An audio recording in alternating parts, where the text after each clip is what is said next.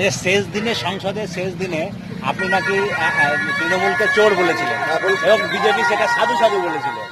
কাকেই বলছে না, মমতা ব্যানার্জি পার্টির তৃণমূল চোর তাই চোর বলেছে। আমি কাউকে চোর বলে সাধু বলে সেটা আলাদা কথা, কিন্তু যাকে চোর তাকে চোর বলতে হবে। সারদা কাণ্ডে চোর, নারদা কাণ্ডে চোর, চোরকে তো চোর দেখছি, চোরকে আমি মহাপুরুষ বলি কি করে? আর চোরকে চোর বলার জন্যই তো আমি পার্লামেন্টে গেছি। আমাকে মুর্শিদাবাদের মানুষ, বহরমপুরের মানুষ কি করতে পাঠিয়েছে প্রতিনিধি করে যে তুমি পার্লামেন্টে গিয়ে মানুষের কথা বলছি। আমি মানুষের কথাই বলেছি যে লক্ষ লক্ষ মানুষ এ বাংলায় সর্বশান্ত হয়েছে চিটফান্ড কোম্পানির দ্বারা। সেই চিটফান্ড কোম্পানিগুলো তৃণমূলের আমলে সব শাখা পোশাখা বিস্তার করে তারা ফুলে ফেপে উঠেছে। সেই চিটফান্ড কোম্পানিগুলো যখন এই পশ্চিমবঙ্গের প্রায় 30 লক্ষ মানুষকে সর্বশান্ত করে দিল, প্রায় 20,000 কোটি টাকা লুট করল, তখন বাংলার মুখ্যমন্ত্রী চুপ। শুধু চুপ তাই নয়, যখন সিবিআই তদন্ত করছে দোষী পুলিশ অফিসারকে জিজ্ঞাসাবাদের জন্য, তখন মমতা ব্যানার্জি অপরাধীদেরকে সঙ্গ দেওয়ার জন্য, অপরাধীদের হাত শক্ত করার জন্য নবান্ন ছেড়ে পুলিশ অফিসারের বাড়িতে দৌড়িয়ে আসছে। মমতা ব্যানার্জি ধর্ণা দিচ্ছে কলকাতার বুকে, রাত জেগে ধর্ণা দিচ্ছে। কেন না, সারদা কাণ্ডের তদন্ত যেন থেমে যায়, সারদা কাণ্ডের তদন্ত যেন এগোতে না পারে।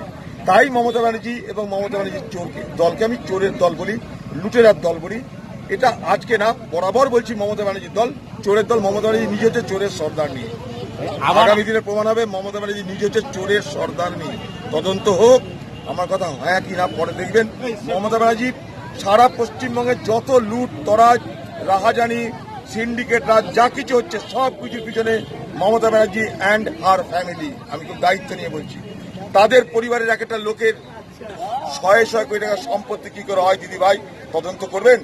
কংগ্রেস যেদিনকার ক্ষমতা আসবে পশ্চিমবঙ্গ সব তদন্ত করে বার করবে। আপনার এই চালাকি আর উপরে নাটক দেখানো যে আপনার কিছু নাই, আপনি সর্বহারা নেত্রী, তা যে নয়। আপনি এসব মাল কামিয়ে সর্বহারা নেত্রীর একটা মুখোশ পরে ঘুরে বেড়াচ্ছেন বাজারে, ওই মুখোশ আমরা খুলব।